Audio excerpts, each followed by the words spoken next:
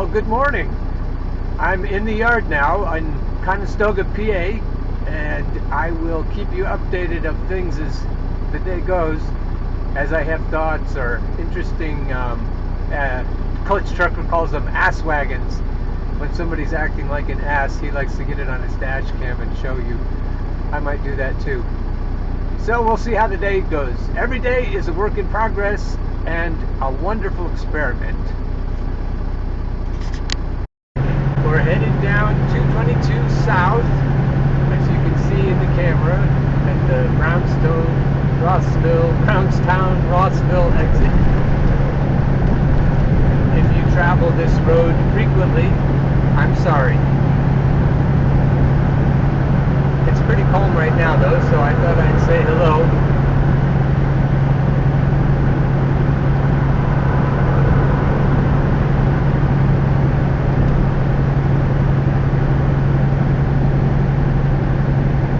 Say something about the on-off switch in relationships that often happens with pair-bonded people. I'm going to shut my window here. Hope you can hear me better now. So we've been pair-bonded since before we were a species. So millions of years we've been pair-bonded. And in that attraction process, when things are just starting, there is an extravagance in life.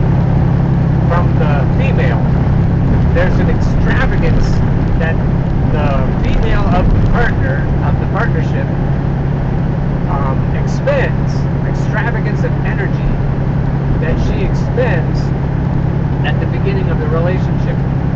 And I say it's extravagant because it's not sustainable, which is kind of a bummer for pair-bonded males, or can be. And I've noticed with pair-bonded females and with females, and I haven't noticed it so much with males, but I just probably need to pay more attention. There's like an introductory rate on the credit card that expires after a time. You have this introductory rate that's wonderful, and you transfer all your balances in because you think, hey, this is a deal. When the male partner in a hetero bond wants to invest, wants to think about investing, what puts him over the edge usually is an abundance of sexual energy from the female partner. And so as he's deciding to become pair bonded with this mate, with this potential mate, what usually decides it is that extravagance of sexual energy that unfortunately isn't sustainable. And so as that wears off and all those chemicals wear off, then you have to shift into a different mode, or you have to move on, serial monogamy style. The name of this channel is Non-Toxic Masculinity, and there was a trope going around on Tumblr about toxic monogamy culture. So some people think that monogamy is always toxic. Like some people think masculinity is always toxic. I'd say you can make an argument for both, and you also can make an argument for neither being toxic. But I would say that it's easier to make the argument for an authentic male, as Dr. Bob Glover would say, an authentic integrated male, than it is to say that monogamy isn't always toxic. Doesn't always devolve into toxicity, because males are often thinking, I own this female, and that's where monogamy started. I own her ovaries, I own her labor, I own her. That's the toxic part of masculinity.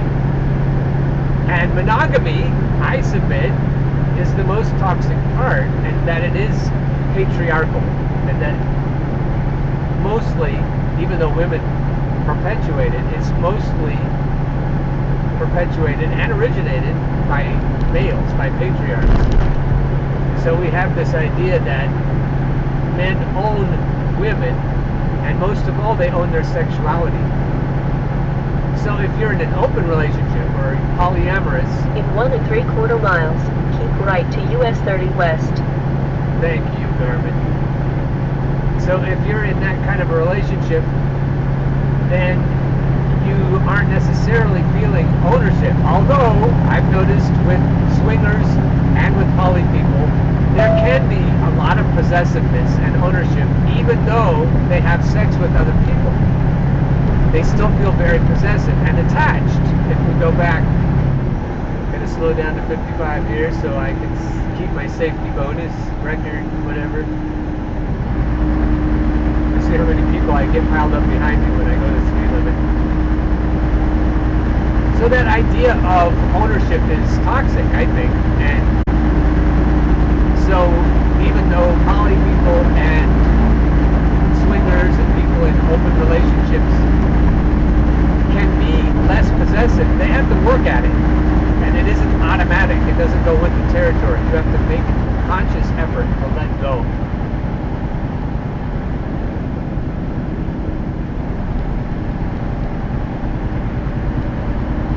Now going back to that extravagance of sexual energy that the female partner in a pair bond can often exhibit. Be in the right lane.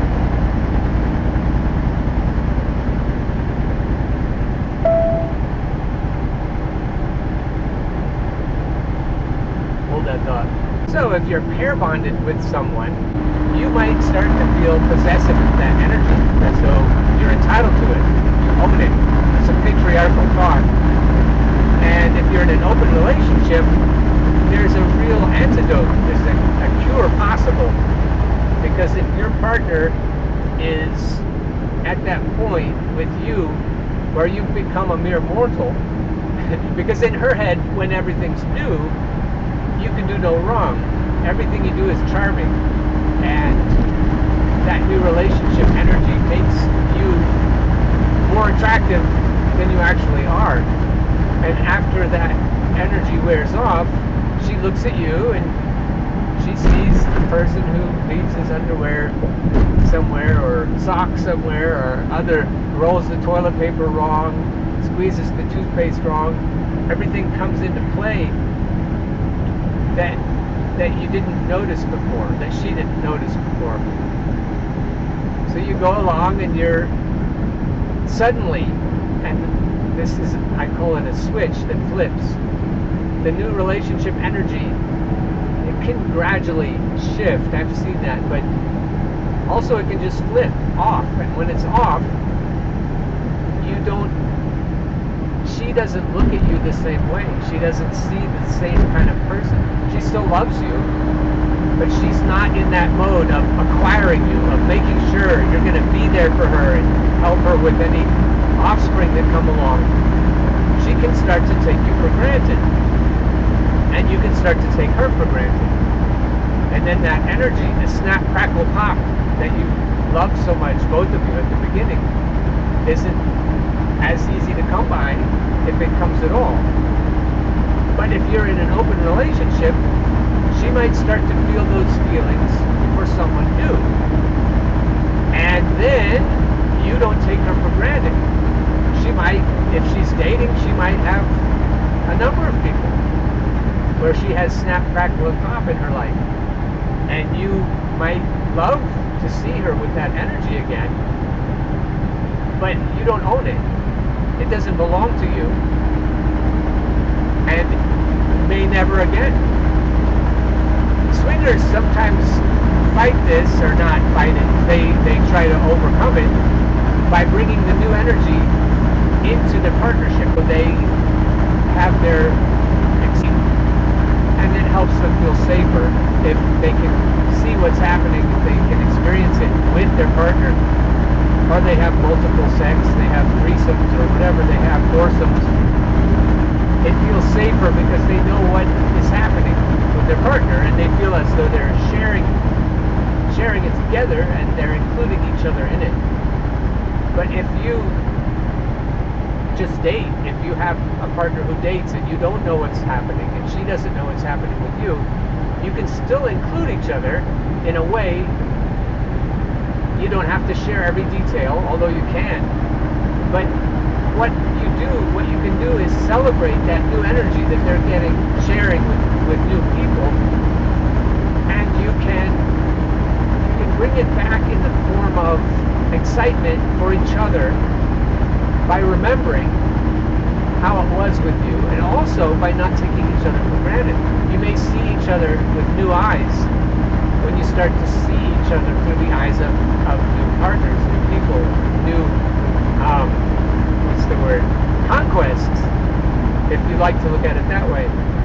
Because if you have a very solid partnership, very stable and committed, you leave kind of I don't know how to say it, a dance card, or a number of dance cards, for people who are just flings.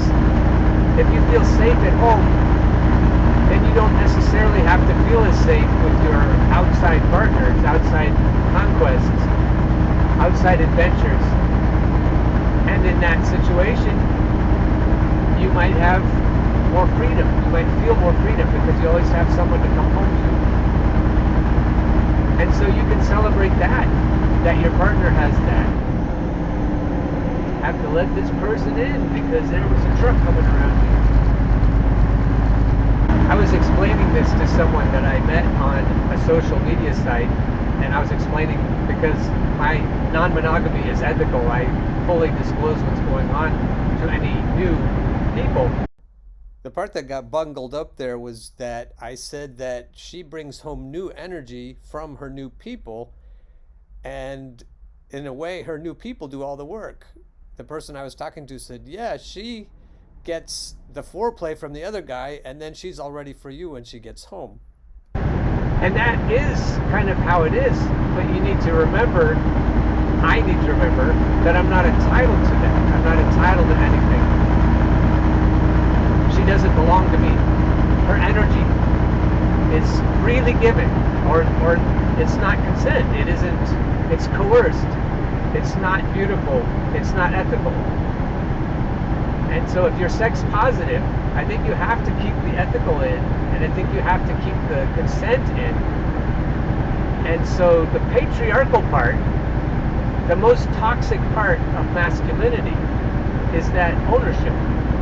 So if this channel is about non-toxic masculinity, we need to talk about that, and we need to talk about patriarchal mores of monogamy. I think of monogamy as patriarchal, and I think that in more matriarchal culture, like for example a bonobo tribe, where the females call the shots, monogamy isn't a thing. So the conclusion I never quite got to is that the new energy of outside relationships and conquests can be brought back into the primary partnership, and that can be a way to kind of mitigate the loss of that extravagance that can happen at the beginning of a relationship. It can be a way to keep things exciting and fresh. So that's enough to go on for one day. I heard from one of you that the comments are heavily censored, so you'll write a comment and it'll disappear. I guess the thought police are out and about on YouTube. So I don't know how we can have our dialogue in the comments if they won't let you say what you want to say in the comments. If that happens to you, I will put my Facebook information. You can add me on Facebook, and you can send me or even if you don't add me, you can send me a message and I'll check. I check my spam folder on Facebook, so send me a message on Facebook. I'll put my contact information below, and then you can tell me what you said, and then I'll address it, or what you tried to say, and then I'll address it in a show coming up. Because I promised that this show would be interactive. So I'm really interested in what you think about my ideas of non-toxic masculinity, and if monogamy is patriarchal, and if it is inherently possessive and jealous, and in that way, toxic. If you disagree or agree, I'd love to hear what you have to say. Also, if you have questions about anything, about driving a truck, or stock market, or politics, or religion, or anything, absolutely anything, just say so. And I'll always relate it back somehow to the theme of the channel. Just like in my classes, I would always relate whatever the students wanted to talk about. Somehow we'd relate it back to popular music, or love songs, or sex positivity, slut shaming whatever the central themes were, we somehow figure out how to get everything to either grow out of those roots or come back in at the branch level higher up. I can't remember the YouTube handle of the person who said it, but he left or she left a very kind comment on Howell Underground, the same episode 2, and said very kind things, and I appreciate that. I needed to hear those things when you said them. I still don't know what's going on at Millersville. I still don't know if I'm going to be a teacher ever again. So the things you said were very kind. A shout out to both Jareds. I appreciate your comments. In 1.25 miles, take the exit on the right to Pennsylvania 441, then keep left. Obviously, I'm not looking at any notes or reading anything, so I won't always remember who said what. But then you can make another comment, and eventually I'll say your name on the show, or I'll make sure that whatever you've asked me to address, I will address. I really do think this format has possibilities and the overall discussion topic, so I'm looking forward to what may unfold. So from here on in, I'm not going to talk much, and so if all the relationship stuff is what you wanted, that's over. So I'll see you next time. For the rest of us, we'll just enjoy the scenery.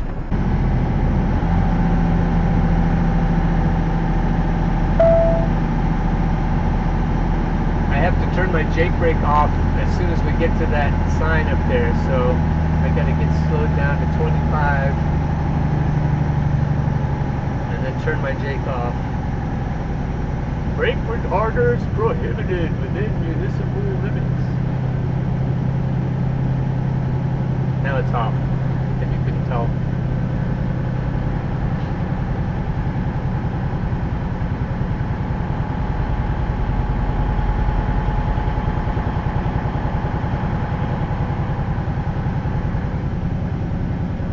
It's easier to grind the gears when you have a heavy load, but if you forget to turn your Jake brake off, you have no hope at all of meshing. Instead, you mash. It's not a beautiful thing. Clutch trucker always says, it's a beautiful thing, baby.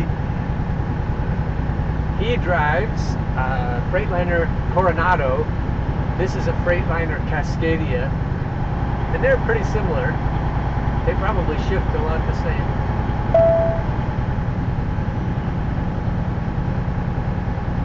There's that ice cream shop on the left again, with the coffee and the ice cream and the sandwiches.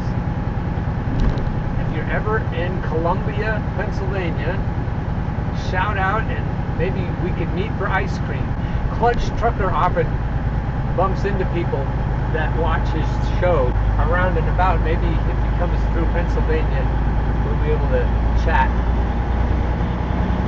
Alright, now we're going to shift with the Jake brake off. See, wasn't that better?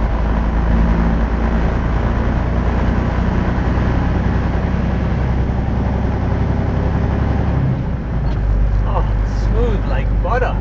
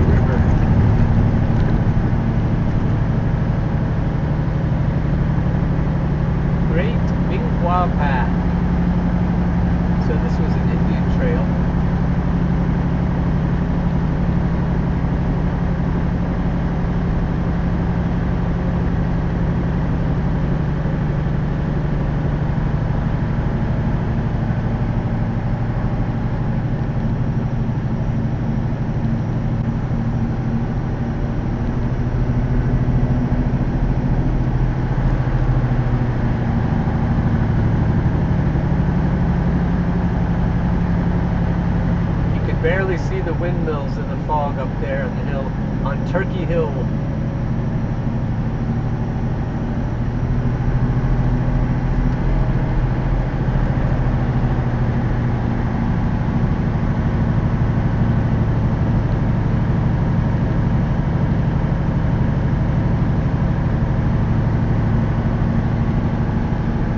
In 3/4 of a mile, arrive at home, on the right.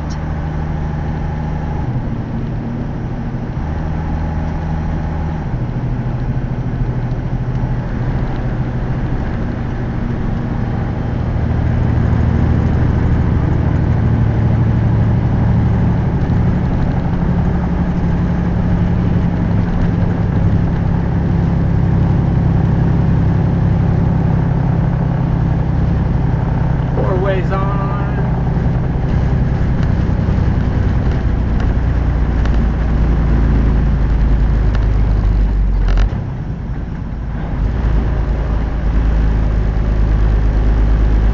Steeper than it looks.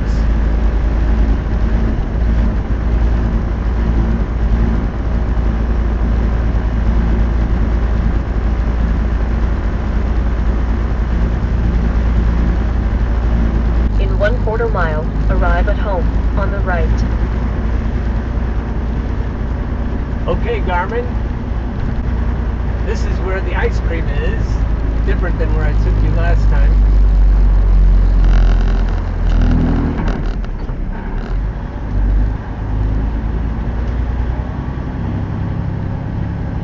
So, I guess I'll leave you here. This is where I'm leaving the trailer, so I'll leave you here too. Hope you have a great day, and I'll catch you on the flip side.